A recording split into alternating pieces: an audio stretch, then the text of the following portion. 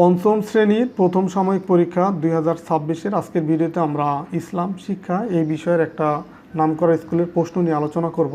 তো দেখো এখানে পূর্ণমান থাকবে কত 100 এবং পরীক্ষার সময় হচ্ছে 2 ঘন্টা 30 মিনিট। তো 1 নম্বরে আছে কি যে সঠিক উত্তরের পাশে টিক চিহ্ন দাও। তো এইগুলাকে বলা হয় বহু নির্বাচনীয় প্রশ্ন বা এমসিকিউ। যেমন দেখো 1 নম্বরে সৃষ্টি জগতের শৃঙ্খলা থেকে আমরা কি বুঝতে পারি। এখানে 4টা উত্তর আছে, সঠিকটা তুমি লিখতে হবে। তাওহীদ বলতে কি বোঝায়, বা মহান আল্লাহর গুণাবলীতে কাউকে অংশীদার করাকে কি বলে, অংশীদার করাকে যে শিরক বলে। তো এই শব্দটাই তোমাকে লিখতে হবে। 4 নম্বরে কোনটি হজের ফরজ, সালাতের কখন তাশাহুদ পড়তে হয়। তো এই 5টা হচ্ছে বহু নির্বাচনীয় প্রশ্ন। তো এগুলার 4টা করে উত্তর আছে, তুমি সঠিকটা লিখবা। 2 নম্বরে দেখো শূন্যস্থান পূরণ করো।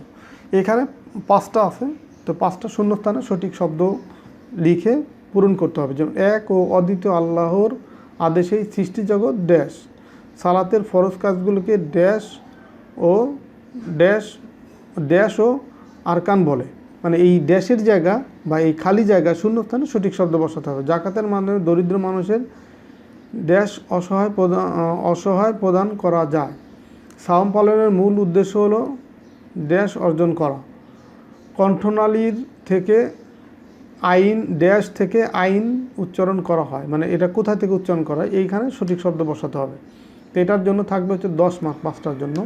এরপরে দেখো 3 নম্বরে বাম পাশের সাথে ডান পাশের মিলকরণ। এখানে দেখো 5টা আছে, এই ডান পাশে 7টা বাক্যের অংশ।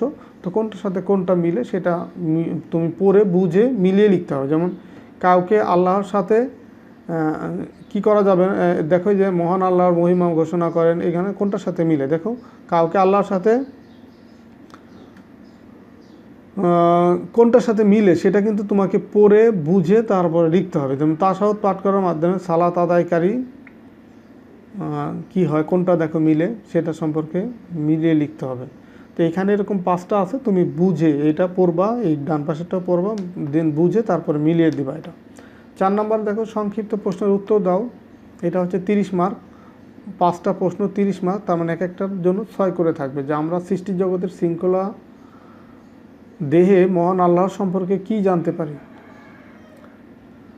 এই দেহে এখানে ভুল আছে, এটা দেখে হবে। আমরা সৃষ্টির জগতের শৃঙ্খলা দেখে মহান আল্লাহর সম্পর্কে কি জানতে পারি। শিরক বলতে কি বোঝায়। 5টি ইবাদতের নাম লেখো। তাসবিদ কেন শিখতে হয়। হজের 2টি ফরজের নাম লেখো। তো এগুলো হচ্ছে সংক্ষিপ্তভাবে উত্তর লিখতে হবে। 5 নম্বর হচ্ছে রচনামূলক প্রশ্ন বা বড় প্রশ্ন। এখানে দেখো তোমার 40 মার্ক। তুমি হচ্ছে এখানে 5টা প্রশ্ন আছে, এক একটা 8 করে। যেমন একই নিয়মে চলে এরূপ 5টি সৃষ্টির সম্পর্কে বর্ণনা দাও, বা একত্ববাদের ব্যাখ্যা দাও। সাওমের তাৎপর্য বর্ণনা করো। সাওম মানে হচ্ছে রোজা, মানে রোজার তাৎপর্য বর্ণনা করো।